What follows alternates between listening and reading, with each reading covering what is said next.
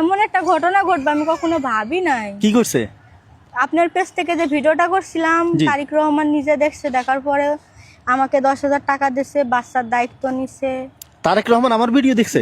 আচ্ছা আচ্ছা, আলহামদুলিল্লাহ। তারপর পরে এমপি পাঠাইছিল, উনির মাধ্যম দিয়ে 10,000 টাকা পাঠাইছিল আচ্ছা আমার জন্য। পরে আমাকে অনেক খুঁজছে, পাই নাই। জি। পরে ওই এক ডিমালা ছিল, উনিরা জিজ্ঞাসা করছে, পরে উনি কয়েছে ওই মাথায় আপা দেখেন গা দোকান করতেছে।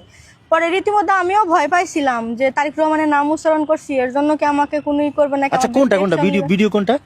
ওই যে ফ্ল্যাক্স ভাঙারের ভিডিও। ও আচ্ছা, তারেক রহমান যে ওনার আমুর কবর জিয়ারত করতে আসছিলেন, তখন ওই যে লাঠি ছোটার মধ্যে পিঠা খাই আপনার ফ্লাক্স ভেঙে গেছে। জি। আচ্ছা, ওই ভিডিও উনি দেখছেন, দেখে খোঁজ করে আপনাকে বের করছেন এখানে এসে। আচ্ছা যখন আমার ধরনের ভিডিও দেখায়, আমার কয় দেখেন তো এটা আপনি কিনা, সেখন আমি ভয় পাই গেছিলাম যে আমি কি নাম টাম লিছি, এর জন্য কি আমার বিরুদ্ধে কোনো অ্যাকশন নিবে কিনা। পরে কাছে আপু না, ভয়ের কিছু নাই, আমাদের স্যার আপনার সঙ্গে দেখা করবে। আচ্ছা, তারপরে সেই এমপি আইসি 10,000 টাকা দিয়ে গেছে। আর কইছে যে আপনি যদি যেগুলা লাগবে আপনারা আমাকে শুধু জানাইন, আমরা দেওয়ার চেষ্টা করবো। বাচ্চার পড়াশোনার কথা কইছি, যে আমার স্বপ্ন মাদ্রাসায় পড়ানোর স্বপ্ন অনেক। কইছে যে ঠিক আছে আপনার দিব। আচ্ছা আচ্ছা, এখন ফ্লাক্সটা কই? যে ফ্লাক্সের কারণে ভাগ্য খুলছে। হ্যাঁ, আজকে নিয়ে আসিনি, যেটা আপনারা কিনে দিয়েছেন ওটা নিয়ে আসিনি আজকে। চাটা খুব কম চলতেছে, এর জন্য আজকে নিয়ে আসিনি। কালকে নিয়ে আইছিলাম, চা পুরাটাই ঘোড়ায় নিয়ে গেছি, এর জন্য আজকে নিয়ে আসিনি। মানে এক ফ্লাক্সে আপনার জীবনের মোড় ঘুরতেছে মনে হয়, না? আচ্ছা, ওরে মাদ্রাসায় ভর্তি করাবে? আমি ভাবিনি যে এই জিনিসটা আমার সাথে ঘটবে। সোশ্যাল মিডিয়ার যুগ, ভিডিও সামনে চলে যাইতে পারে। ফেসবুক যারা চালায়, আর ভিডিও মোটামুটি চলছে, বেশি চলেও নাই, তাও ওনার সামনে চলে গেছে।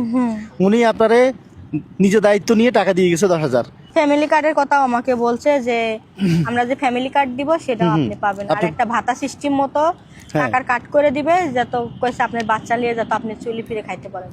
আলহামদুলিল্লাহ, আলহামদুলিল্লাহ, অনেক বড় পাওয়া এটা আপনার জন্য। হ্যাঁ, আমার জন্য অনেক বড় পাওয়া।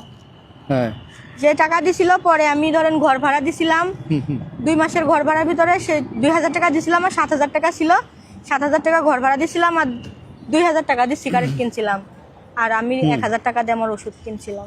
আমরা যে প্রথম বিস্কিট দিছিলাম সেটা শেষ হয়ে গেছে, পরে আমি আবার কিনছিলাম, সেগুলোও শেষ হয়ে গেছে। আপনাকে তো আমি প্রথম দিছিলাম, আপনি কফির ব্যবসা দিছিলাম। প্রথম আপনাকে কফির ব্যবসা দিছি। হ্যাঁ, তারপরে কফির ব্যবসা, এখন শীত নাই দেখে পরে চায়ের ব্যবসা দিছি। হ্যাঁ, আচ্ছা, এখন চা থেকে পরে ট্রেটাও তো আমি দিছি, না? হ্যাঁ, আর 1 মাসের বাসা ভাড়া দিছিলাম 5,000। হ্যাঁ, আচ্ছা, যাক, আপনার জন্য আমি যতটুকু করছি, আপনি কি আমার উপর সন্তুষ্ট?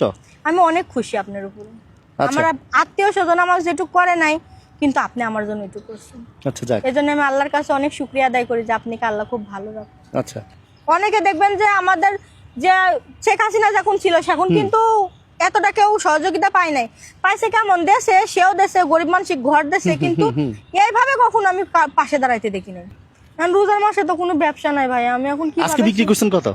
আজকে মাত্র এই যে দেখেন কয় টাকা বিক্রি করছি। কত? 200 টাকা হয় না? আমার পক্ষ থেকে নেন 2,000 টাকা নিয়ে রোজার বাজার করেন। হ্যাঁ, মানে কয়েকদিন চলেন, ইনশাল্লাহ আমি আসি। আরো যদি চলতে না পারেন, কোনো সমস্যা, ফোন দিয়েন। হ্যাঁ, ফোন নাম্বার তো আমার আছে। হ্যাঁ, আচ্ছা, আর কিছু বলবেন? না, আমার আর কিছু বলার না। আপনারা সবাই মিলে আমার এই বাচ্চাটা খালি মাদ্রাসায় ভর্তি করে দেওয়ার ব্যবস্থা। আচ্ছা, উনি যেহেতু বলছে, দেখেন, উনি যদি ভর্তি না করে, আমরা তো আছি ইনশাল্লাহ।